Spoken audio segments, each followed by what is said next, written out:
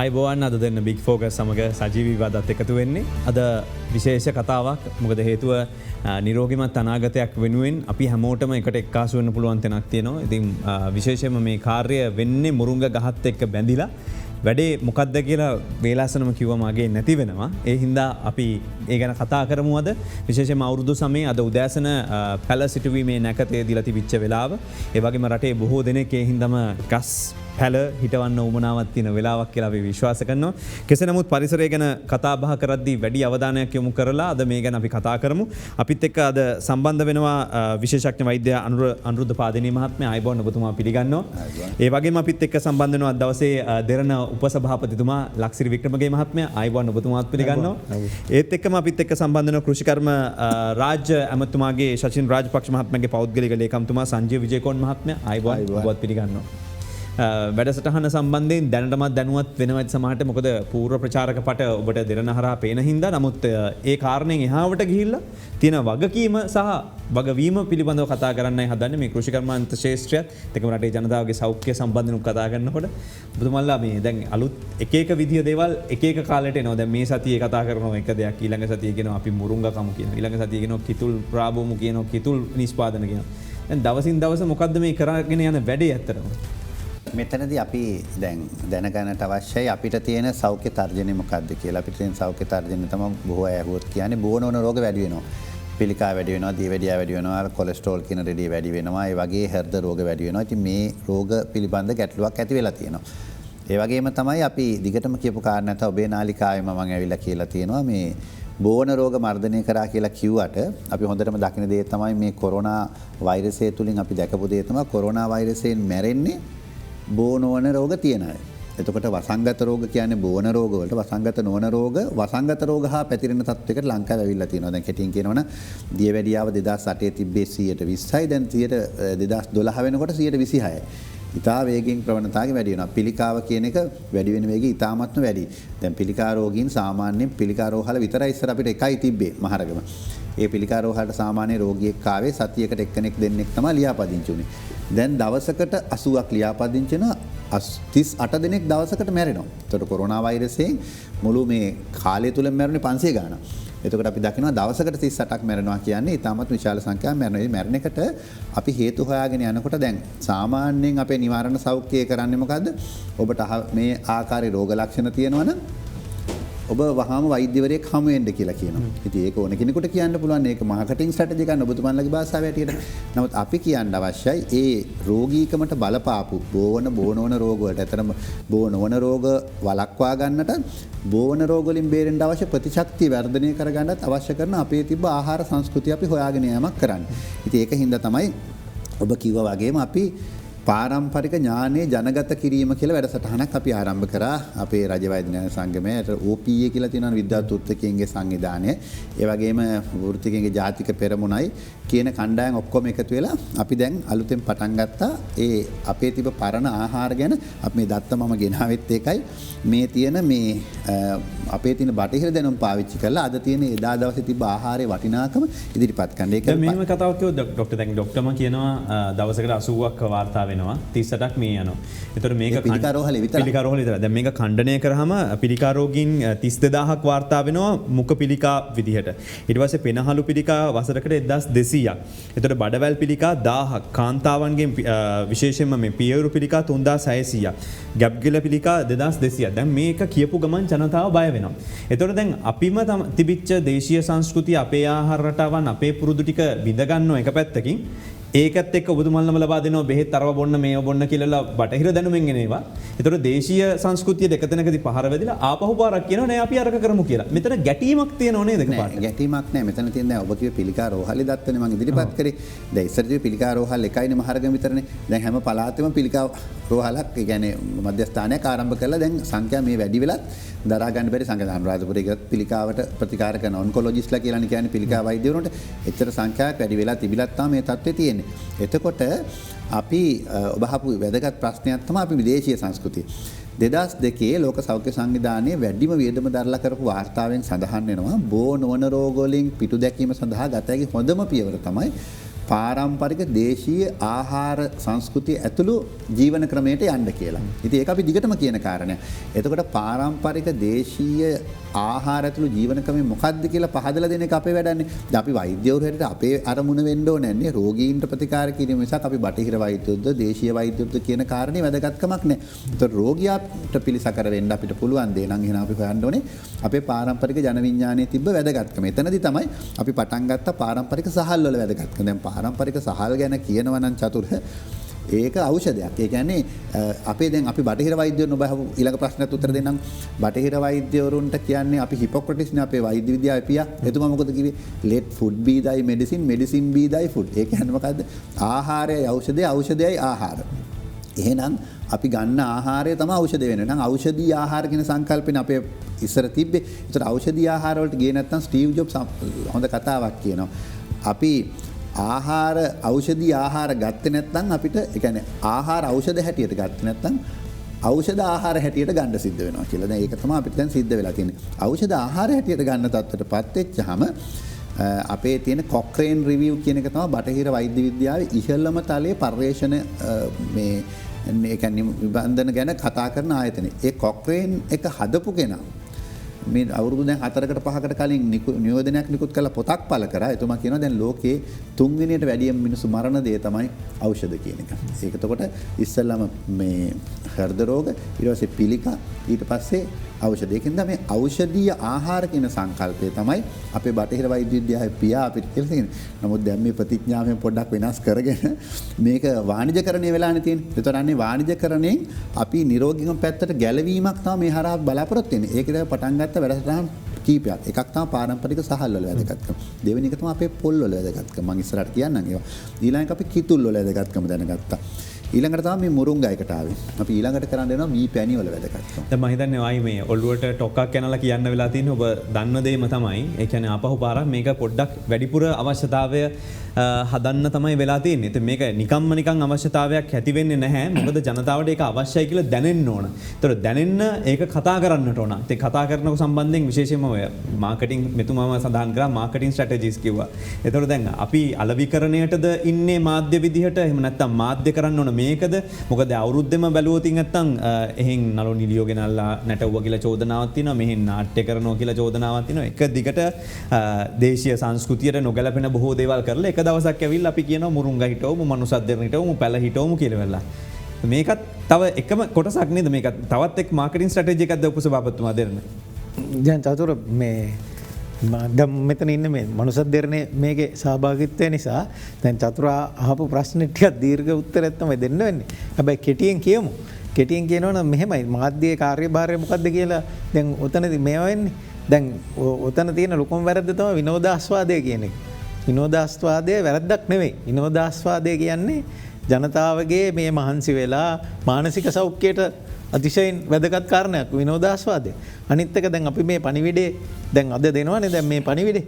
මේ කෘෂිකාර්ම දෙපාර්තමේන්තුවේ ડોક્ટર පාදිනි හැම ඇවිල්ලා දැන් මේ පණිවිඩේ දෙනවා. මේ පණිවිඩේ දෙන්න නම් මේ මාධ්‍ය නරඹන්න ඕන මිනිස්සු.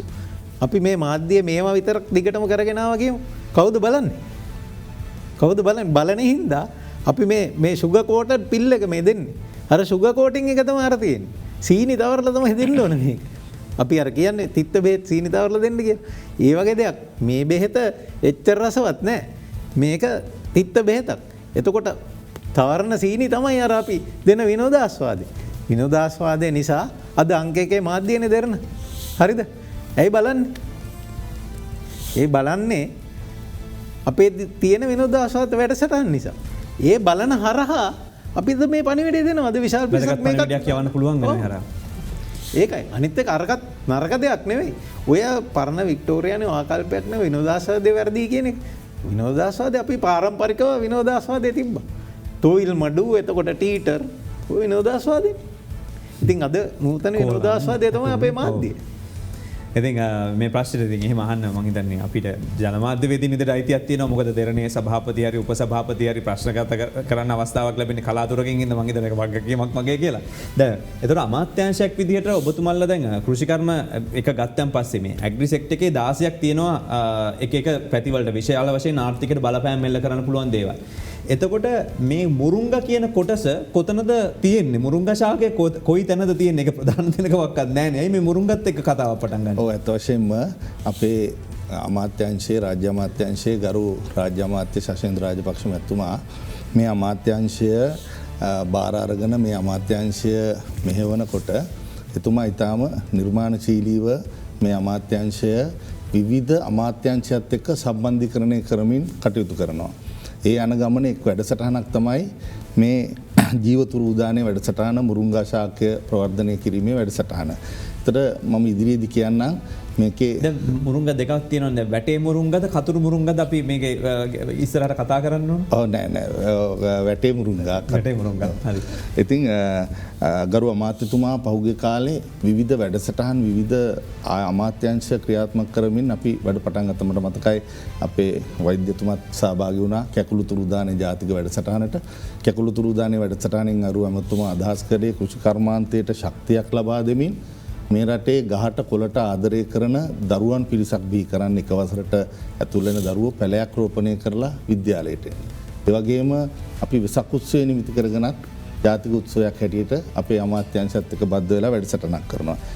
ඒ යන ගමන් මගේ එක් වැඩසටහනක් තමයි මේ ජීවතුරු උදානය වැඩසටහන. මේ වැඩසටහන අපි දිස්ත්‍රික්ක 25ක ක්‍රියාත්මක කරනවා.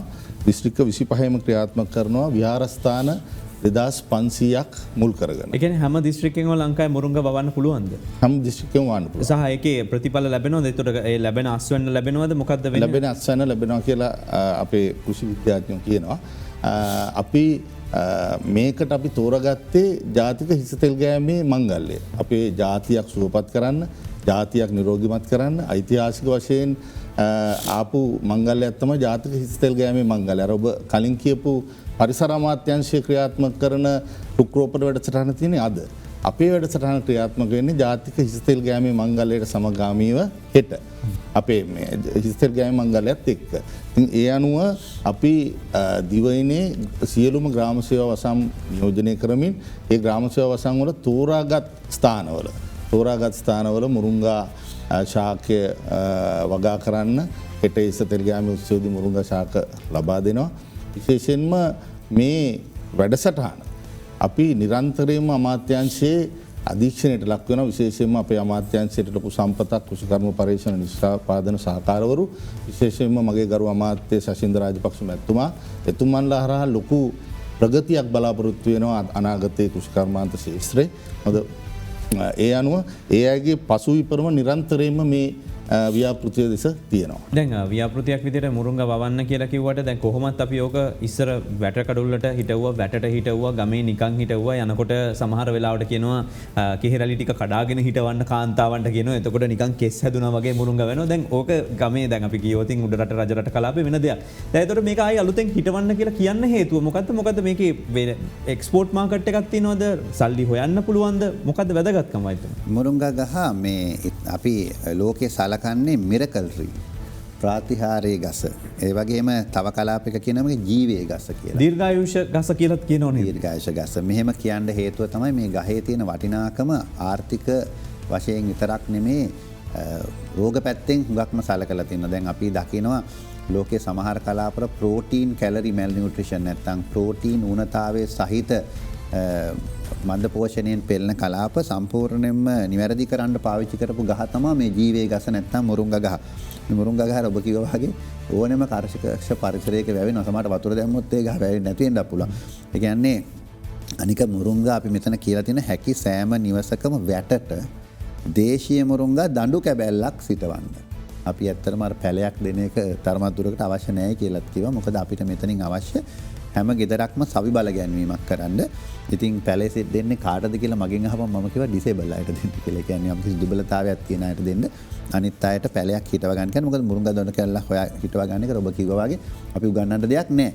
නමුත් මේ මුරුංගා වල වටිනාකම ඔබ කිව්වා වගේ අර මෙතුමා කිව්වේ මේ ෂුගර් කෝටඩ් කරලා පණිවුඩේ දෙන්න ඕනේ වගේ බටහිර වෛද්‍යවරු කිව්ව දැන් නැත්නම් ආයුර්වේද වෛද්‍යවරු මේක කියලා ඇති.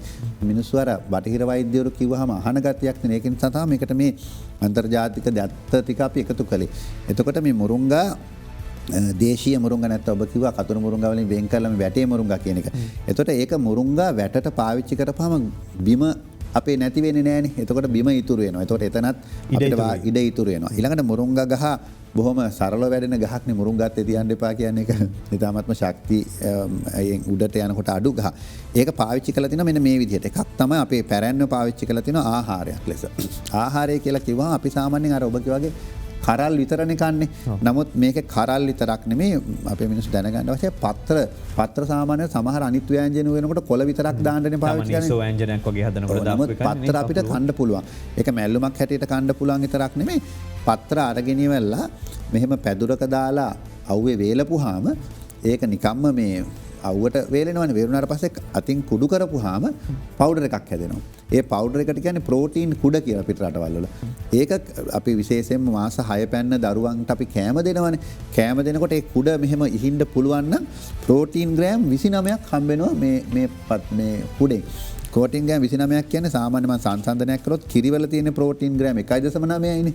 මේකේ ප්‍රෝටීන් ග්‍රෑම් 29ක් ලැබෙනවා මේ ඒ කුඩ කොච්චර ප්‍රමාණයකද? ග්‍රෑම් 100ක. එතකොට මේක ඉතාමත්ම ප්‍රෝටීන් අධික දෙයක්. අනිත් ඒතර ග්‍රෑම් දැන් කන්න ඕන ප්‍රමාණයක් තියෙනවනේ. දැන් ඒතර අපි දැන් මේක දවසකට පාරක් කන්න ඕනද? සතියට පාරක් කන්න ඕනද? කොහොමද ගන්න ඕන ප්‍රමාණය? දිනපතා කෑවත් වැරද්දක් නෑ. ඒ කියන්නේ කෑමකට දාලා කෑවට දැන් අර විශේෂයෙන් ප්‍රෝටීන් උණතාවයේ තියෙන ප්‍රදේශවල දිනපතා කන්න කියලා තියෙනවා. මොකද මේක කිසිම අසාත්මිකතාවයක් එහෙම හානියක් අනික වසවිස එකතු වීමක් නෑ. එහෙම නෑ. ඒ විතරක් නෙමෙයි. මේකේ මේ දැන් ප්‍රෝටීන් තියෙනවා කිව්වා විදිහට මදිනේ ප්‍රෝටීන් වල ගුණාත්මක භාවයක් කියන්නේ. ප්‍රෝටීන් වල ගුණාත්මක භාවය කියන්නේ ඒකේ තියෙන ඇමයිනෝ කාණ්ඩ ඇමයිනෝ ඇසිඩ් වලින්නේ. මේකේ තියෙන බිත්තරවල තියෙන සහ කිරි බිත්තරවල තියෙන ඉහළම ගණේ මේ ඒ කියන ඇමයිනෝ ඇසිඩ් අත්‍යවශ්‍ය ඇමයිනෝ ඇසිඩ් තියෙන ප්‍රෝටීන් ජාතිය. මම හිතන්නේ ඔබට මේ සංසන්දනාත්මකව බලන්න පුළුවන් මේක දර්ශනයක් විදිහට. ඔව් එතකොට ඒකේ ප්‍රෝටීන් ප්‍රමාණය තමයි හුඟක් කරා. දැන් අපි ගොඩක් අයගෙන් අහපුවම ඇයි කිරි බොන්නේ කියලා. බොහෝ අය කියන්නේ කිරි බොන්න හේතුව තමයි මේ ප්‍රෝටීන් ගන්නයි කැල්සියම් ගන්නයි. එතකොට ප්‍රෝටීන් ප්‍රමාණය වැඩි බව මම පැහැදිලිව කිව්වා. ඊළඟට කැල්සියම්. කැල්සියම් මේකේ මේ දාලම තියෙන මේ පින්තූර එකම දාලා තියෙන මේ ලීෆ්ලට් එක අපි බෙදනවා. කිරිවල මෙන් 17 ගුණයක් කැල්සියම් තියෙනවා.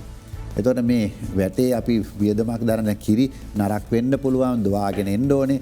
හරකට ඒක එළදෙනට කවන්න ඕනේ ලොකු අපි කියන කරුණු වෙහෙස ගොඩක් තියෙනවානේ. දැන් මේකෙම නේ මුරුංගා දණ්ඩක් ඒ වවා ගැනීමේ වෙන ඵල ප්‍රයෝජන ඉතාමත් ඉහළ. මේක අපි වෙබ් අඩවියත් අපි දාලා තියෙනවා. මේ ආකාරයෙන් සංසන්දනය. එතකොට ආහාරයක් ලෙස මම තව කරුණු කියන්නම් ඉස්සරහට ඉතාමත් ඉහළ දෙයක් හැටියට සලකනවා. එතකොට ඔබට පේනවා දැන් අපි විටමින් C ගන්න දොඩන්නේ ගන්න. දොඩන් මෙන් 7 ගුණයක් විටමින් C තියෙනවා. එතකොට විටමින් ජාති දැන් අපි විටමින් කියන්නේ මොකද්ද මේකේ බේස් එක ඩොක්ටර් රිසර්ච් එක මොකද්ද? ඕකේ කොහොමද ඔබතුමාලා ගත්තේ? මේ තියෙන මූලාශ්‍රයේ මේ ලීෆ්ලට් එකේම දාලා තියෙනවා. මම මේ මෙතන දත්ත අරගෙන ආවෙත් ඒකයි. මුරුංගා පිළිබඳ පළකිරීම වෙබ් අඩවි වලම තියෙනවා. මේ ඒකේ මේ ගත්ත එක මේක මට කන්නඩි දාන්න චූටියට කියවන්න මෙතන. මේ මොරින්ගා ෆෝලියා රිවිව් කියලා මේක දාලා තියෙනවා. මේ යට දාලා තියෙන ඒ අපිට බලන්න මුද්‍රණය කර ලීෆ්ලට් එකේම චූටි අකුරෙන් දාලා තියෙනවා. ඒ මූලාශ්‍රයේ දාලා තියෙනවා. නැත්නම් මේ එක කියන එක දේවල් ඇවිල්ලා එක කාලෙක කියලා මූලාශ්‍රය දාලා තියෙනවා. මූලාශ්‍රය දාලා තියෙනවා එතන යට කියවන්න. එතකොට මේක ගැන කවුරුත් මේ විවාද කරන්න දෙන්නේ නැහැ. ඒක පැහැදිලිව දන්න විශ්වාසයි නෑ නැතත් මේක මේ දාලා තියෙනවා. මූලාශ්‍ර ටික දාලා තියෙනවා. එතකොට ආහාරයක් ලෙස දැන් අනිත් ආහාර එක්ක පොඩි සංසන්දනයක් දාලා තියෙනවා. මේකේ තියෙන වටිනාකම යෝගට් වල මෙන්න 9 ගුණයක් ප්‍රෝටීන්, රටකජු මෙන් 50 ගුණයක් B12. එතකොට විටමින් කියන එක චතුර විටමින් අපි දන්නේ A B C D E විතරනේ. IJKLM එන්න අපි හොයාගෙන නෑනේ. ඒවට දැන් බටහිර වෛද්‍ය විද්‍යාව කියන්නේ ෆයිටෝකෙමිකල්ස් කියලා. එතකොට අපේ විද්‍යාව සිංහලෙන් කියන්නේ ඒකට ශාක රසායන. ඇයි IJKLM එන්න අපි හොයාගන්න දැන් විද්‍යාව කො දැන් එතනින් එහාට ගියේ නෑ. ඒතර ඒ විටමින් ටිකත් මේකේ තියෙනවා. ශාක රසායන ටිකක් තියෙනවා. ඊළඟට ලවණ. ලවණ ඉතා ඉහළ මට්ටම් වල තියෙනවා. ඉතින් ඒක නිසා මේක මිරකල් ට්‍රී නැත්තම් ජීවයේ ගස කියන එක වචනේ පරිසමාප්තත්වයෙන්ම ගැලපෙනවා. ඊළඟට මේකේ තියෙනවා මේ ආහාරය අපි අතීතයේ පාවිච්චි කර ඖෂධයක් ලෙස. ඒක මේ අපේ පාරම්පරික වෛද්‍ය විද්‍යාවේ ඉන්න වෛද්‍යවරු ඇවිල්ලා මේ දේශන කරා අපේ වෙබ් අඩවියේ ඒ දේශන දාලා තියෙනවා. අපි ආයුර්වේදයේ දේශන ටිකත් අපේ වෙබ් අඩවියේ දාලා තියෙනවා. අනිත් එක තමයි මේක තේවැනි පානයකට පාවිච්චි කරලා තියෙනවා. මම මේ ළඟදී අරගෙන ආවා මෙතන. ඒ තේවැනි පානයකට සකස් කරගන්න පුළුවන් විදිහට මේක මේ දිරේ සකස් කරලා තියෙනවා. ඊළඟ ගෙවත්තේ වැටමන අනිත් එක තමයි මේක තව වැදගත් කාරණය. මේ අපි මේ හොයාගන්න ගියාම දැනගත්තේ මුරුංගා අරගෙන දියරයක් වාගේ හදලා චාක් වලට පොහොරක් හැටියට ඉහලා. දැන් අර හෙලිකොප්ටරෙන් ගිහලා ඉහින්නේ. ඒ විදිහට ඉස්සහම ඵලදාවේ ඒ සලදාව ලොකුත් වෙනවා. ඒ කියන්නේ ප්‍රමාණාත්මකවත් ලොකු වෙනවා. ඒ ගුණාත්මක භාවයත් වැඩි වෙන බවට දත්ත කෘෂිකර්ම මේ දත්ත පත්‍රිකා මේ තියෙන පත්‍රිකාවල විද්‍යාත්මකව පළ කරලා තියෙනවා. මේක පොහොරක් ලෙසත් එය පාවිච්චි කරලා තියෙනවා. ඒ විතරක් නෙමෙයි. අපි අතීතයේ පාවිච්චි කරලා තියෙනවා මේ මුරුංග ඇට. අර මැද තියෙන ඇට ටික අරගෙන වතුරට දාපුවහම වතුරේ තියෙන විස ටික උරා ගන්නවා. එතකොට මේක වතුර පිරිසුදු කිරීමේ කාරකයක් හැටියටත් අපි අතීතයේ පාවිච්චි කළා. ඉතින් මේකට මිරකල් ට්‍රී කියන එක අහන්නවත් දෙයක් නෙමෙයි. එච්චරකට වටිනා සාකයක් තමයි අපි මේ කළමනාකරණය කරන්නේ. ඇතින් මොරුංගා කෑම ගැන තියෙන ගුණාත්මක තත්වය පැහැදිලි කිරීමක් කලා. එතොට දැම අපි උදව් කරන්නේ මුරුංගවලට විතරද කියලා ඔබට එක පාට හැඟීමක් එන්න පුළුවන්. එතකොට පරිසරය ගැන ගොඩක් මෑතකති තමයි දැන් ගොඩ දෙනෙක් කතා කරන්න පටන් අරගෙන තියෙන. හැබැයි විල්පත්තුවේ ඒටත් ඉස්සල්ල ඉඳලා අපි පැල මිලියනයක් හිට උපතන ඉඳලම අපි මනුසත්දරන වැඩසටහන් ක්‍රියාත්මක කලා. ස්වභාවත්වම මේ පාටම පරිසර ගැන අලුත් ආදරකැක්කුමක් එන්න ඉස්සල්ල මේ ගැන ක්‍රියාත්ම ගුණාගෙන මංහිතනවා කීම වැදගත් කියලවෙලා ඔබ සතුත්තොරතුරු ඇති ඇත්තරම. ඕ ඇත්තරම් මෙහෙමයි දැන් අලුතෙන් ඇවිල්ල තියෙන වෙන වෙන තැන්වලින් හැබැයි පරිසරය ගැන අපි ක්‍රියාත් කරමක කරන්න පටන්ගතේ 2015. 2015 තමයි ගස් දසලක්ෂයේ වැඩසටහන පටන්ගත්තේ. බොට මතකතර නැදිමාලේ මේ විහාරස්ථානය ඉඳල පටන්ගත්තේ. අන්තිමට 2017 වෙනකොට අපි ගස් දසලක්ෂයක් හිටවල ඉවරයි. ඒ අන්තිම මගෙන් දසලක්ෂවනි ගස හිටවීමේ ක්‍රියාව කරේ අපි විදිගම විහාරස්ථානයට මතක විදිවිහාරය මේ එතනදී එතකොට ගස් දසලක්ෂයේ වැඩසටාන අපි එතනින් තවදුරටත් ක්‍රියාත්ම කරගෙන යනරන්න මේ අපිට ඒක මහිතන වැවිච්ච ප්‍රමාණ කොච්චරද කොච්චර දැන් ගහ ලොකුද කියලත් චාරූපයවලා ඒවල ඒවනවා ගැන අපේ මේ ප්‍රේක්ෂකව තමයි ගොඩක් දෙනෙක් මේකට සහභාගවනේ ඒකම අපි කරලා තියෙනවා දැම් අර විල්පත්වේ මරිචි කට්ටේ ප්‍රදේශයේ ශ්‍රී ලංකා යුද හමුදාවත් එක්ක අක්කර 48ක වගා කිරීම ඒකෙත් දැන් ගස් සාමාන්‍ය ප්‍රමාණය ලොකු වෙලා තියෙනවා. එතකොට 2018 වර්ෂයේදී කඩවත සිට මාතර දක්වා දිවේගී මාර්ග දෙපස පැල 1,18,000ක ප්‍රමාණයක් ශ්‍රී ලංකා යුද හමුදාවත් එක්ක ඒත් සහ මාර්ග සංවර්ධන අධිකාරියත් එක්ක මනුසත්දරණ එක්ව ක්‍රියා කරලා තියෙනවා. එතකොට බස්නාහිර පළාතේ පාසල්වල පැල සිටුවීම සිදු කරා කෘෂි කර්ම අමාත්‍යාංශය අධ්‍යාපන අමාත්‍යාංශ සහ කලාප අධ්‍යාපන අධ්‍යක්ෂ කාර්යාලය එක එකතු වෙලා අනිතක ඒ ගස් ඒ පැලවල විශේෂත්වයක් තියෙනවද අපි ගස්වල නම් වලට වැඩිය පැල හිටවපු ළමයින්ගේ නම් මම ගස්වලට දාලා තින්නේ ළමයි පැල බලාගෙන වැඩනවත් එක්ක බලාගෙන යනවා. ඒ වැඩේ කරලා තියෙනවා. එතකොට මහව තරුණ සමාජයත් එක්ක කජුගම්මන් ව්‍යාපෘතිය යටතේ යාසිත කජු පැල 4000ක් හිටෙව්වා. එතකොට ඔබදන්න මේ මෑතකද අප ශ්‍රීපාදනකල්ස් අර ඒ ප්‍රදේශවල අර පිරිසිදු කිරීම කරනවා වාර්ෂිකව සහය ප්‍රදේශවලට අදාළ වෙච්ච ශාක විශාල ප්‍රමාණයක් අපි වාර්ෂිකව ඉන්දවීමට කටයුතුම් ගත කරන එතකොට අර ඔය පරිසර වැඩ කටයුතු චතුරමං කිව්ව වගේ අපිටිකක් ගොඩක් කාලෙකට ඉස්සල්ල පටන්ගත් දැහැබයි රැල්ලක් ඇති වෙලා තිබුණට සදයක් නැතුම ගොඩක් දෙවල් වෙලා තියනවා වැවිලා තියනවා ඒ ප්‍රතිබල් ලැබෙන ඒකත් එකතම කෘෂිකර්ම මත්‍යංශත්තක මීට ඉස්සල් අපි වනරෝප වැඩසටහනක් ආරම්භ කලා එවගේම හබරණ ප්‍රදේශයේ විශාල කැලයක් අපි වවනවා මනුසත් දෙරන කැලයක් විදිහට අපිට දැන් කියන්න සතුටු එක පැල ගොඩක් ලොකුවට හැදමින් යනවා ඉදිරි කාලෙකදී අපිට කැලේ බලන්න ඉන්න කියලා කියන්න පුළුවන් වේවි ඒකට නම් අවශ්‍ය වෙන්නෙත් නැහැ අපි ඒ ප්‍රමාණය වවමින් ඉන්නවා පස්ස කියන්න තව තොරතුරු ඉතින් චතුර හෙක්ටාර් 30ක් දැනට ඉතින් ඒක මනුසත් දෙරනින් වැවෙන කැලේ අපි කෙටි විරාමකට යොමු වෙලා එන්නම් තවත් සවිස්තරාත්මක තොරතුරු ඔබට කියන්න බලාපොරොත්තු වෙන මේ මුරුංග වගාවට ඇයි අපි අතහිත දෙන්න හිතුවේ කියලා මේ විරාමේ නම. ඔයාලි අද දෙරන බිග් ෆෝකස් සමග ඉතින් ඔබ මුරුංගා ශාකයේ ඖෂධීය ගුණය සහ ආර්ථික වටිනාකම ජනගත කිරීමේ වැදගත්කම් පිළිබඳව කරන සාකච්ඡාවක අතරතුරයි හිටියේ.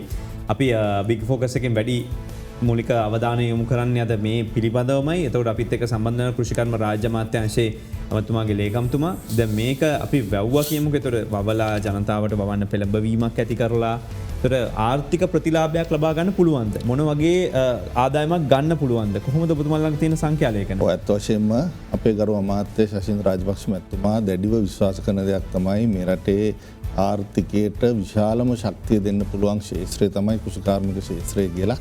තුමා ඒ මතය තුළ ඉඳමින් තමයි මේ අමාත්‍යංශය මෙහෙවන්නේ. ඒ අනුව මේ මුරුංගා පැල අපි මේ වැඩසටහන යටතේ ලක්ෂ 10ක් දිවයින වටාම රෝපණය කරන්න අපි බලාපොරොත්තු වෙනවා. ඒ වගේම මේ පැල ලක්ෂ 10 වගා කරාට පස්සේ අපි අදහස් කරනවා හෙක්ටයාර් 750ක් විතර භූමි භාගයක් අවශ්‍ය වෙයි කියලා මේ සඳහා. එතකොට වසර 3කට පස්සේ අපිට රුපියල් මිලියන 5000ක ආදායමක් ලබන්න පුළුවන් කියලා අපි අපේක්ෂා කරනවා මේ තුලින්. ඒවගේම දැනට පවතින තත්ත්වය අනුව මුරුංගා පත්‍ර එකන මුරුංගා වියලපු නැති පත්‍ර කිලෝ එකක් රුපියල් 55ක වගේ මුදලකට වෙළඳ පොලේ අලව වෙනවා. ඉතින් අපේ අමාත්‍යංශය වෙළඳ පොලේ අලව වෙනවකම එකපාරට දැන් හිතනවා දැන් අපේ පැත්තේ නෑනේ ඔය කොහෙද දන්නේ ඔය වෙළඳ පොල තියෙන කියලා කොහෙද ඔය රජරට කලාපෙද කොහෙද ගන්නේ කොහොමද පළාත් කීපයකට මෙවනද මේක අපේ වෛද්‍යතුමා දැන් කිව්වා විවිධ නිෂ්පාදන හරහා එළියට එනවා. උදාහරණයක් විදිහට මේ පත්‍ර පවුඩර් කරලා කුඩු කරලා විදේශයට යවන වැඩපිළිවෙලක් තිබෙනවා. ඒ වගේම එක්තරා නිර්මාණශීලී විදියට විවිධ අංශවලින් මේ මුරුංගා ශාකය ප්‍රවර්ධනය කරන වැඩසටහන් මම හිතන රටවටේම දැන් ක්‍රියාත්මක වෙනවා. ඒ අනුව විශේෂයෙන්ම මේකේ තියෙන විශේෂත්වය තමයි මුරුංගා ගහක අවුරුදු 10ක් 15ක් අතර කාලයක් තුල අපිට ප්‍රයෝජනයට ගන්න පුළුවන් ඵලදාව ලබන්න පුළුවන්. ඒ නිසා විශේෂයෙන්ම කෘෂිකර්ම රාජ්‍ය අමාත්‍යතුමා බලාපොරොත්තු වෙනවා අතිගරු ජනාධිපතිතුමාගේ සෞභාග්‍ය දැක්ම වැඩසටහන යටතේ එතුමා කල්පනා කරනවා අලුත් ව්‍යවසායකින් මේ ශේත්‍රය හරහා අලුත් ව්‍යවසායකින් සමාජයට හඳුන්වලා දෙන්න රටට හඳුන්වලා. දැන් එතකොට මේ වැඩිපුරම ડોක්ටර් කරල් එන්නේ එන පැත්තේද අපි වවන්න ඕන කොළ එන පැත්තේද වවන්න ඕන සාමාන්‍යයෙන් වවන්න ගත්තන් පස්සේ එතකොට යාපනයේ පැත්තේද එහෙම නැත්නම් උඩරට කලාපේද කොහෙද මේක වැවෙන්න ඕන? මුරුංගවල අපි සාමාන්‍යයෙන් අත්දැකීම තියෙන මේ මුරුංගා කරල් කණ්ඩමනේ අපි වවනවා කියන්නේ. මේ කරල් නෙමේ ඇත්තටම සමහරු පත්‍ර කරල් එන්න නොදී සමහර කලාපවල අර මං කිය මුරුංගා බෙල්ට්ස් හිටවලා තියෙනවා අප්‍රිකාවෙම. ඒ වගේ මේ මගේ උසට විතර එනකොට ගහ මේ කප්පාදු කරලෙවල කොළමයි ගන්නෙ. ඉතින් කරල් වලට වඩා බොහෝ විට පත්‍ර ගැන දැනුම් තේරුම් වැඩි. ඒ කියන්නේ ඒකේ තියෙන ගුණාත්මක භාවය වැඩි. කරල් ගුණ නැහැ කියන්නේ. කරල් වල ඇත්තටම අපි කන්නේ අර හූරලා කන ටික විතරනේ එළියේ පොත්ත ඉරිට දානවනේ. ඒකෙත් තියෙනවලු යකඩ එහෙම ඉතාමත් ඉහළ ගුණයක්. ඒ ගැන අධ්‍යයනය කරලා තියෙනවා. ඊළඟ මල් මුරුංගා මල් ඊළමස්සේ ඇට අරගෙන තෙලුත් හිඳිනවා. ඒ වගේ මුරුංගා තෙල්. එතකොට මේ විදිහට මුරුංගා ශාක ඒ විතරන්නේ මුරුංගා පොත්ත අරගෙන සමහරලාවට පාවිච්චි කරනවා මේ රසකාරකයක් හැටියට. ඒ විතරන්නේ ඔබ දන්නවද ආයුර්වේදයේම තමයි තුවාල බල්ලෝ කාපුවාම එහෙම විස උරන්න එහෙමත් මේ මුරුංගා පොත්ත පාවිච්චි කරනවා. මේක ඖෂධයක් හැටියටත් පාවිච්චි කරනවා. ඊට පස්සේ මේ වැදගත් දේ ඔබ ඇහුවා මේ අපනයන භෝගයක් හැටියට. දැන් ලෝකේ අමුතුම ප්‍රවණතාවයක් ඇති වෙලා තියෙනවා මේ නිර්මාංශකෙත් එහා පැත්තේ කෙලවරට ගිහිල්ලා. ඒ කියන්නේ වීගන් කියලා. ඒ කියන්නේ සත්ත්ව ප්‍රෝටීන් කටේවත් තියන්නේ නැති පිරිසක් බිහි වෙලා තියෙනවා. ඒ සංඛ්‍යාව වේගෙන් වැඩි වෙනවා ඇමරිකාවේ. ඒතකොට ඒ වීගන් අයට ප්‍රෝටීන් එපේ. ඒතකොට ප්‍රෝටීන් ප්‍රභවයේ හැටියට මෙච්චර කාලයක් පාවිච්චි කරේ සෝයා. ඒතකොට සෝයා වලට මේ වසවිස ගහන හින්දා දැන් සෝයා පොඩ්ඩක් ඒ අය ප්‍රතික්ෂේප කරනවා. එතකොට එතෙන්ට ඇවිල්ලා තියෙන ප්‍රධානම භෝගය තමයි මුරුංගා. මොකද මුරුංගායකට වසවිස ගහන්නේ නැතුව වැටේ වැවෙන නිසා ඒ භෝගේ අර කිව්වා වගේ කොළ රුපියල් 18ටලු තිබ්බේ මේ අපි වැඩසටහන පටන් ගන්න. දැන් මේක මට බණ්ඩාර වලින් කතා කරලා කිව්වා මේ ડોක්ටර් වාගේ වැඩසටහනෙන් පස්සේ මේ මුරුංගා දණ්ඩක් මේ මුරුංගා කොළ හොයාගන්න රුපියල් 50ටත් විකුණනවා මෙහි කියලා. ඒ දේශීය වශයෙන් ඒක හින්දා තමයි අපි කිව්වේ අපේ අරමුණ තියෙන්නේ මේක අපනයනය කරන එක ආර්ථිකයේ දෙවෙනි කාරණේ. පළවෙනි දේ මිනිස්සුන්ගේ නිරෝගීකම. ඒතර මිනිස්සුන්ගේ නිරෝගීකම ගැනීම සඳහා ශුද්ධ පෝෂක ඉතාමත් වැදගත්. ශුද්ධ පෝෂකයේ හින්දා තමයි දියවැඩියාව මේ කොලෙස්ටරෝල් මේ ලෙඩ හුඟක් වෙලාවට එන්නේ අපේ මේ අක්මාවේ ඉන්ද්‍රියවල ඒ තියෙන හෝමෝන්ස් වල තියෙන අර අපි කියනවා කෝෆැක්ටර්ස් කියලා. එහෙම නැත්නම් ඒ ශුද්ධ පෝෂක අවශ්‍යයි නිරෝගීකම ඒ විශේෂයෙන්ම මෙටබොලික් සින්ඩ්‍රෝම් කියලා කියන. එහෙම නැත්නම් අපේ මේ රසායනයන් සිරුරේ තියෙන රසායනයන් සවුත් වෙලා තියෙනකොට ඒක නිවැරදි තැනට ගන්න අවශ්‍ය කරන පෝෂණ ගුණ. ඒක නිසා මේ මුරුංගාවල තියෙන දේ මම ඉස්සෙල්ලා කිව්වා කාබෝහයිඩ්‍රේට් ප්‍රෝටීන් මේද සහ විටමින කනිජ ලවණ ගැන විතරනේ කිව්වේ. මීට අමතරව මෙහි තියෙන ගුණය තමයි තන්තු ඉතා කියලා. තන්තු ඉහළන එහෙම නම් දන්නා බඩවැල ඒ පිළිකා ඇතිවීම වාගේ දේවල් වළක්වා ගැනීමට වැදගත් වෙනවා. ඒ වගේ තමයි මේකේ ප්‍රතිඔක්සිකාරක ගුණය. ප්‍රතිඔක්සිකාරක ගුණය කියලා කියන්නේ අපේ ආහාරයේ ශක්තිය බවට පරිවර්තනයකට ඔක්සිකාරක දේවල් අයින් වුණාම ඒවා තමයි ගිහිල්ලා මේ සෛල පිළිකා සෛල බවට පත් කරන්නේ. ඒකද ප්‍රතිඔක්සිකාරක ගුණය කියන එකට සාමාන්‍ය තේරෙන භාෂාව තමයි පිළිකානාශක ගුණය. මේක ඊටමත් ඉහළ මට්ටමක තියෙනවා. අනිත් එක තමයි ග්ලයිසීමික් ඉන්ඩෙක්ස් එක. ග්ලයිසීමික් ඉන්ඩෙක්ස් එක කියලා කියන්නේ දැන් දියවැඩියා අපි ආහාරයක් ගත්තාම එහි ග්ලයිසීමික් ඉන්ඩෙක්ස් එක 55ට වඩා වැඩි නම් ඒ ආහාරයේ දියවැඩියාවට දායක වෙනවා. කියන්නේ දියවැඩියාව වැඩි වෙන්න දායක වෙනවා. මෙහි තියෙන ග්ලයිසෙමික් ඉන්ඩෙක්ස් එක පල්ලෙහා. ඒක නිසා අපිට දියවැඩියාවටත් මේක ඒ වගේම කොලෙස්ටරෝල් අදිරුධිර පීඩනය සියල්ල ඊළඟට මේක පාවිච්චි කරලා තියෙනවා සමහර වෙලාවට අපස්මාරය පාලනය. ඉතින් ඒ වගේ අපේ ස්නායු පද්ධතියේ සමහර විටමින දැන් අපි දන්නවා B12 ඒ වගේ විටමින ಜಾති ඔක්කොම මේක ඉතාමත් වැඩි. ඉතින් ඇස් පෙනීම දක්වා තයිරොයිඩ් ග්‍රන්ථියේ ප්‍රශ්න වලට රක්ත හීනතාව යකඩ මැඩලන්න මේ සියලු දේටම පාවිච්චි කරන්න පුළුවන්. එතකොට මේ හේතු නිසා අර වීගන් කල්චර් එකක් තියෙන රටවල් වල මේවා සඳහා ලොකු ඉල්ලුමක් තියෙනවා. එතකොට රාජ්‍ය මට්ටමින් මම අපනයන දැන් එක වැවිලි භෝගයක් හැටියට පවනවා වෙන්න පුළුවන්. නමුත් අපේ සංස්කෘතියේ තිබ්බේ චතුර සියලු බෝග එකට වැවීමනේ. ඒක තමයි මම නම් යෝජනා කරන්නේ මේක වැටටම වවන්න. අක්කර 10 15 තියෙන කෙනෙක් විතරක් නෙමෙයි පර්චේස් 20ක් තියෙන කෙනෙකුත් තමන්ගේ වැටට මුරුංගා ශාක 4ක් 5ක් වවා ගන්න පුළුවන් නම් එතකොට ඒවා එකතු කිරීමේ ක්‍රමවේදයක් ව්‍යවසායක ක්‍රමයකට ලෑස්ති කරගත්තොත් එතකොට ඒවා අනිත් එක වසවිස දාලත් නැහැ දාන්න අවශ්‍යත් නැහැ නිකම්ම වේලෙනවා. ඒ තුලින් අපිට පුළුවන් අර ෆුඩ් සර්ටිෆිකේෂන් සහතික කිරීමේ යටතේ වසවිසෙන් තොරව වවපු මේවා දේවල් මේ මූලික නිෂ්පාදන කියලා අපනයන පැත්තට යන්නට ඉතාමත්ම හොඳ අවකාශයක් සලසන දෙයක් හැටියට තමයි අපි මේ ශාකය දිහා දකින්නේ. මේකේ අර අර්ථකැන්වීම ප්‍රශ්නයක් තියෙනවා. දැන් ගොඩ දෙනෙක් කියන්නේ නාලිකාවක් විදිහට බලනකොට අපි හැම වෙලාවකම අපේ දේ රැක ගන්නවා හැබැයි අලුත් දේ අරගන්නවා කියන එක. දැන් අපව අපි එතනටම ඇවිල්ලා තියෙනවා උපසභාපතිතුමා. ඒ කියන්නේ මං කියන්නේ දැන් මේකේ පරණ දේවල් දැන් ආපහු ඕන කියන තත්ත්වෙටම පත් වෙනවා. අපි හැමදාම ගෙනල්ලා කරන්නෙම ගොඩක් වෙලාවට පැරණි දේ අපි තියාගන්න ඕන ස්වදේශික චින්තනය ඇයි අපි ගෙනියන්න ඕන ඉස්සරහට කියන මතේ හැමදාම නාලිකාවක් විදිහට හිටියා. ඒකමයි ආපහු සමහරට අපිට ඔයාලට පාරක් ගහනවනේ චතුරනේ. ඒ දැන් මෙහෙමයි අපේ පාරම්පරික දැනුම ගැනනේ මේ දැන් අන්තිමට අපි කතා වෙන්නේ. ඒ කියන්නේ දැන් ලෝකේ දැනුම් ක්‍රම දෙකක් තියෙනවා.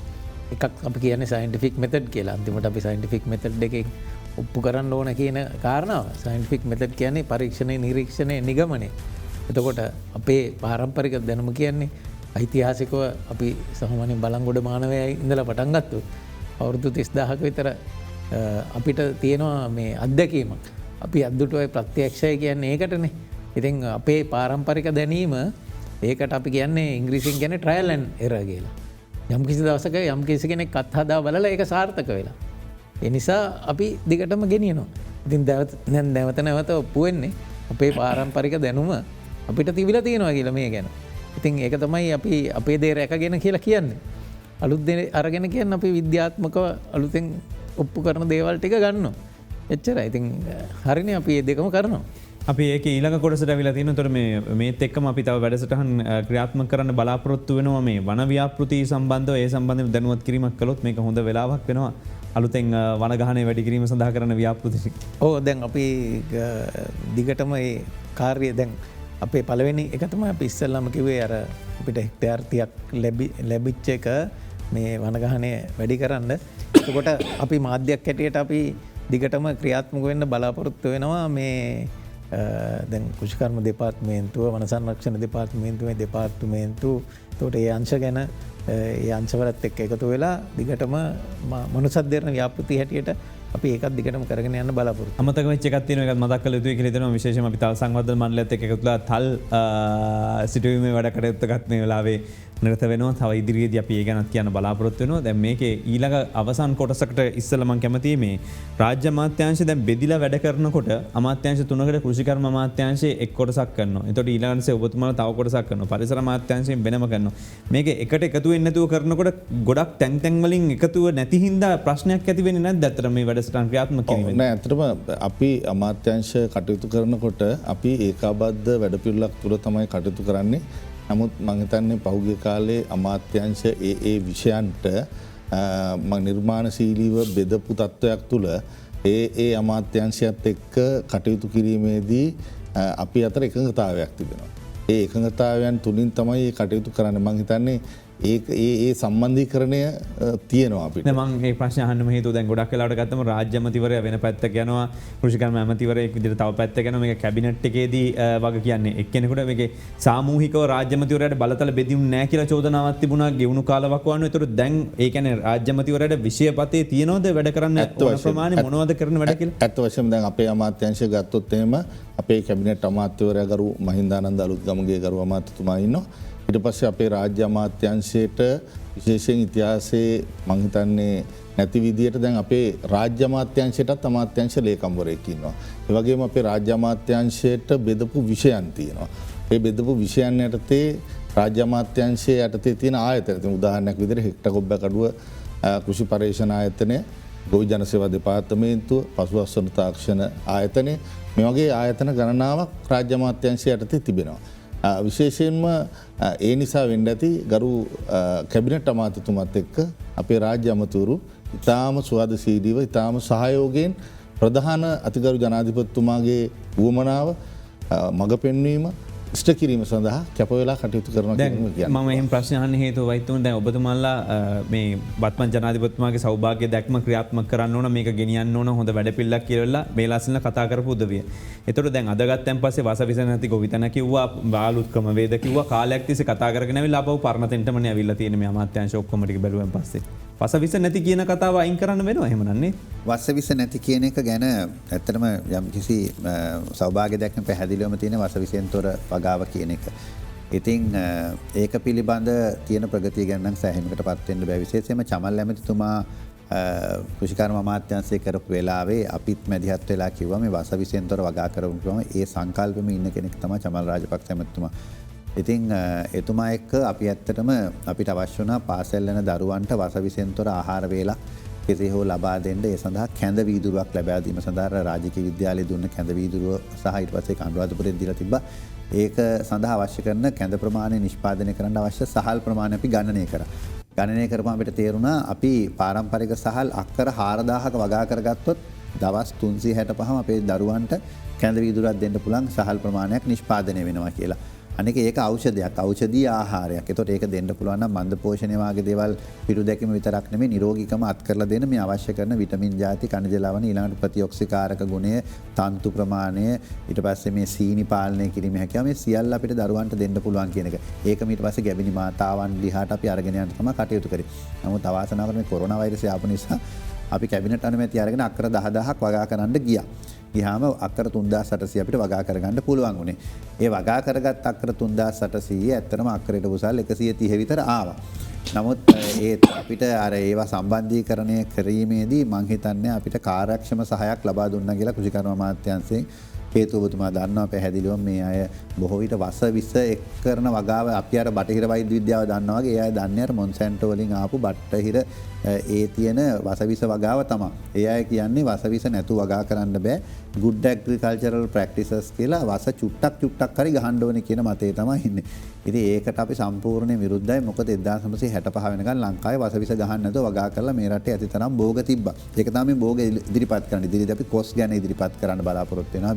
මීපැණි ගැන ඉදිරිපත් කරන්න බලාපොරොත්තු වෙනවා. සහල් ඒ හැම එකක්ම. එතකොට ආහාරයේ ප්‍රමාණය විතරක් වැඩි වෙලා බෑ ගුණාත්මක භාවය ඉතාමත් වැදගත්.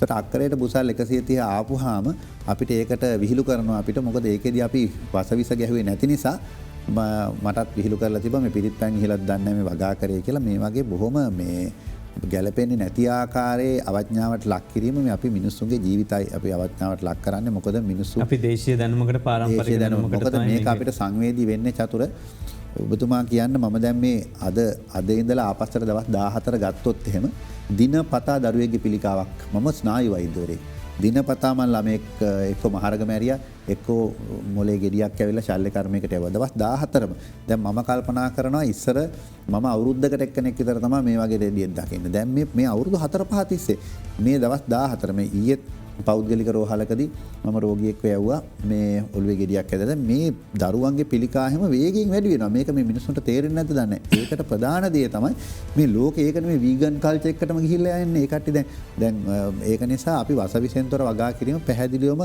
යා යුතු දෙයක් ඊළඟට මොකක්ද දෙන්න ඊළඟ කාරණේට යන ඉස්සලා විරාමයකට ගිහිල්ලා එන්න මේ අද දෙන්න බිග් ෆෝකස්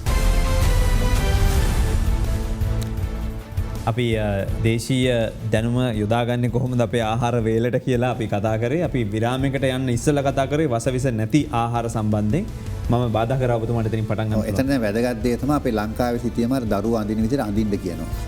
ඇන්දහම අපේ අරිගිය ගංගා 103ත් 106ත් සංඛ්‍යාවක් තමයි මැද ඉඳලා පැතිරෙන්නේ. ඒතකොට වසවිස ගිහිලා මැදට ගහපුවාම අපි බොන වතුරේ අපි විස බීජ අයින් කරනවා වෙන්න පුළුවන් විස බීජ හරණය. නමුත් රසායනයන් එකතු වෙනවා. ඒක නිසා මේ අපි අතීතයේ 1965ට කලින් මොන්සැන්ටෝ ආක්‍රමණය මේ රටට සිද්ධ වෙන්න කලින් තිබ්බ ආකාරයට වතුර පරිභෝජනය අපි අනිවාර්යෙන් පටන් ගන්නවා. ඒකයි මෙච්චර පිළිකා. අනිත් එක ඒවා වස චුට්ට එකතු වෙච්චාම පිළිකා හැදෙන්නේ පහුවෙලා. ඊට පස්සේ ලෙඩා මැරෙන්නේ සමහරට පිළිකාවෙන්. එක්ක දියවැඩියන්.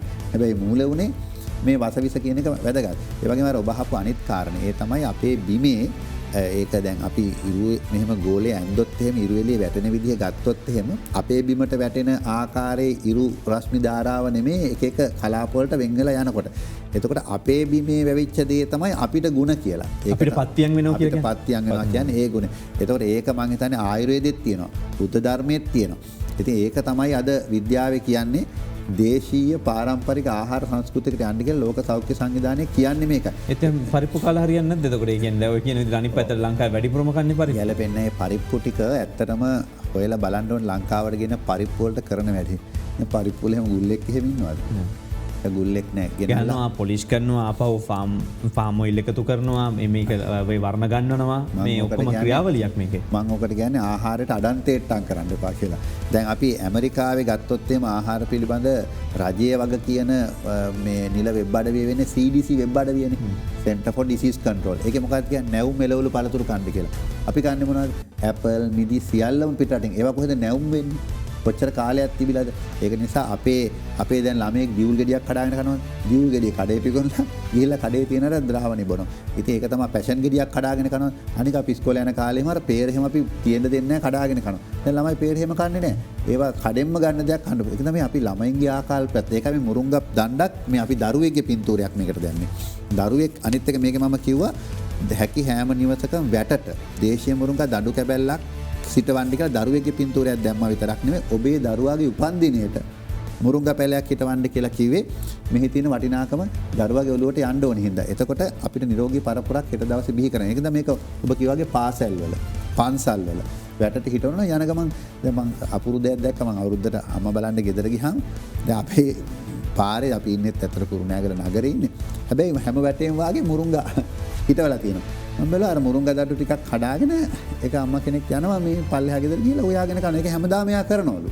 ඉතින් මගේ මේක නිවුස් එක දැකලා පුතා කියන එක මම ඉස්සර ඉඳලා කරනවායි කියලා. ඉතින් අර මුරුංගා කොළ ටිකක් කඩාගෙන ගියාට කවුරුත් විරුද්ධ වෙන්නේ නැහැ. ඔබ කිව්වා වගේ කරල් කඩාගෙන ගියොත් තමයි හොරෙක් බවට පත් වෙන්නේ. මොකද මුරුංගා කොළ ගැන දැනුමක් නැති නිසා. ඉතින් මුරුංගා කොළ වල ලොකු වටිනාකමක් මෙතනදී තියෙනවා. මේවා දැන් කොළඹ ප්‍රදේශන මම හිතන්නේ උයන හොද්දක් ගානේ මුරුංගා මිටිය දාන්න පුළුවන් මුරුංගා කොළ ටිකක් හොයාගන්න නැහැ අනුන්ගේ වැටකක්වත් නැති හින්දා රුපියල් 50ට විතර ඒකයි මිටියක් දැන් අපිට මුරුංගා කොළෙන් අවසානයේ ගන්න වෙලා තියෙන්නේ සල්ලි දීලා. හැබැයි කොළඹ ප්‍රදේශයේ චතුර මම ඊයේ පෙරදා ගියා නීතිඥ මහත්මයාගේ ගෙදරක. වහලේ රූෆ්ටොප් එකේ අර පෝච්චියක් තියලා මුරුංගා ගහක් හදලා තියෙනවා. ඒකේ එතුමා මුරුංගා කරල් කිලෝ 5ක් කැඩුවලු මේ ගිය මාසෙට. ඒ කියන්නේ ඒ තරම් වැවිලා. ඒක නෑ හැබැයි සමහරලාවට අර විදේශීය මුරුංගා පැලයක් වෙන්න පුළුවන්. හැබැයි මුරුංගා මේ ඕනම කරකශ පරිදක පෝච්චියකුණත් වැවෙනවා. ඔබටත් ගෙදර වවන්න පුළුවන්. ඒකට තමයි හෙට උත්සවයක් සංවිධානය වෙන්නේ. ඒතකොට උත්සවේ කොහෙද තියෙන්නේ කොහොමද?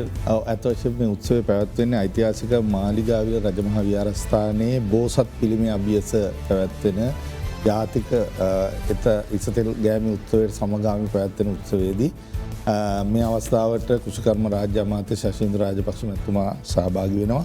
පෙරවරු 7ට මොණරාගල දිස්ත්‍රික්කයේ ජනතාවට මේ සඳහා සහභාගී වෙන්න. ඒ වගේම මේ දවස්වල නිතර සංචාරය යනවා කට්ටිය කතරගම පුදුබිමට එහෙම යන්නේ ওই මාලිගාවිල හරහා. ඒ යන අයටත් අපි ආරාධනා කරන ගරු අමාත්‍යතුමා වෙනුවෙන් මේ අවස්ථාවට සහභාගී වෙන්න කියලා. ඒ වගේම මේ අවස්ථාවට සහභාගී වෙන හැමෝටම කෘෂිකර්ම අමාත්‍යාංශය රාජ්‍ය අමාත්‍යාංශය මගින් අපි මුරුංගා පැලයක් ලබා දෙනවා. ඒ මුරුංගා පැලේ තමුන්ගේ අර අපේ වෛද්‍යතුමා කිව්වා වගේ තමන්ගේ ගෙවත්තේ වැටහින හිටවලා මේ අපේ අමාත්‍යංශය කරගෙන යන වැඩපිළිවෙලට ශක්තියක් වෙන්න දායකත්වය ලබා දෙන්න කියන ඉල්ලීම ගරු අමාත්‍යතුමා වෙනුවෙන් මේ වෙලාවේ ඉල්ලනවා. උපසභාපතිතුමනි අවසාන වශයෙන් අපිට දතර කියන්න ඉස්සෙල්ලා අර මට එක කාරණාවක් මේ වුණා මේ දැන් මේ වැටට හිටවන්න කියන දැන් වැටවල් කොහෙද තියෙන්නේ කියලා ප්‍රශ්නයක් එනවා. හරිද? දැන් ඇත්තටම අපි අර තාප්ප වලට පුරුදු වෙලා ඒ තාප්ප ඇත්තටම දැන් කරන්න දෙයක් නැහැ අපේ ගෙවල් වල තියෙනවා. ඇත්තටම මහාම පාරේ අයිනේ නම් කමක් නැහැ කියන්න පුළුවන්. මේ තාප්ප ඇත්තටම අපි අර ඉංග්‍රීසි වලින් කියන false sense of security කියන්නේ. ඒ කියන්නේ තාප්පකින් ලොකු සිකියුරිටි එකක් නැහැ. මොකද තාප්පේ පැන්නාම ඉස්සරහා ගෙදරටවත් පේන්නේ නැහැ හොරෙක් පැන්නට පස්සේ. ඇත්තටම අර මේ ඔය දැන් චේන් ලින්ක් ෆෙන්ස් අර එහෙම තියෙනවා වැටවල් තියන්න පුළුවන්. වැටත් එක්ක හිටවනවා නම් හොඳයි කියන එක. ඔය වැටේ කතාව වෙනකොට අපේ පාරම්පරික වැටනේ තිබ්බේ. තමට ගඟ වැරැල්ල වැට එහෙම නැත්නම් මේ ඔය ඉනි වැට. එතකොට ඒවත් නැති කරගෙන දැන් තාප්ප ගහගෙන ඉන්නේ. ඇත්තටම පස්සට අර අපේ දේ රැකගෙන කියන්නේ ඒකට තමයි. ඉතින් අපි ඒවට යන්න වෙනවා. වැට නැවත වැට ස්ථාපනය කරන්න වෙනවා. මහිතන්නේ අපිට දැන් කතා කරන්න බෑ මොකද අපි හැමෝම වර්දිකාරය වෙලා තින්නේ හැමෝම වැටවල් ගහගෙන වැටවල් අයින් කල්ලා තාප්ප බැඳගෙන දැඟවිල්ල වැටට ඉටවන්න කියලකිවම් පස්සේ පොඩි අවුලක් තිවෙනවා ති වැරද කරපුදේ හදාගන්න බැරිවෙන්න පුළුවන් නමුත් ඔබට පුළුවන් මුරුංග පැලයක් ඇතුළු දේශීය පැලයක් වවන්න තා බොහෝ දේවල් වටනාකම් එක් කරන්න මේ වැඩසටහන වැදගත් හින්ද මනුසත්දම අපේ කණ්ඩායම ව්‍යාපෘතිය එකතු වෙලා මේ වැඩසටහන සහයෝගින් ඉදිරියට ගෙනයන්න බලාපොරොත්තු වෙනවා විශේෂයෙන් අපේ කාර්ය දැනුවත් කිරීමේ කාර්යය අපිත් එක්ක සම්බන්ධ වුණා අද විශේෂඥ වෛද්‍ය අනුරුද්ධ පාදනී මහත්මයා බෙහෙන්ම ස්තුතියි ඔබට. ඒ වගේම අපිත් එක්ක සම්බන්ධ වුණා දෙරණ උපසභාපති ලක්සිරි වික්‍රමගේ මහත්මයා බෙහෙන්ම ස්තුතියි ඔබට. ඒකම සම්බන්ධ වුණා කෘෂිකර්ම රාජ්‍ය අමාත්‍යතුමාගේ පෞද්ගලික ලේකම්තුමා සංජය විජේකෝන් මහත්මයා ඔබටත් බෙහෙන්ම ස්තුතියි. අපි වැඩසටහන අවසන් කරනවා මධ්‍යහන පුවත් විකාශයට යන්න පුළුවන්.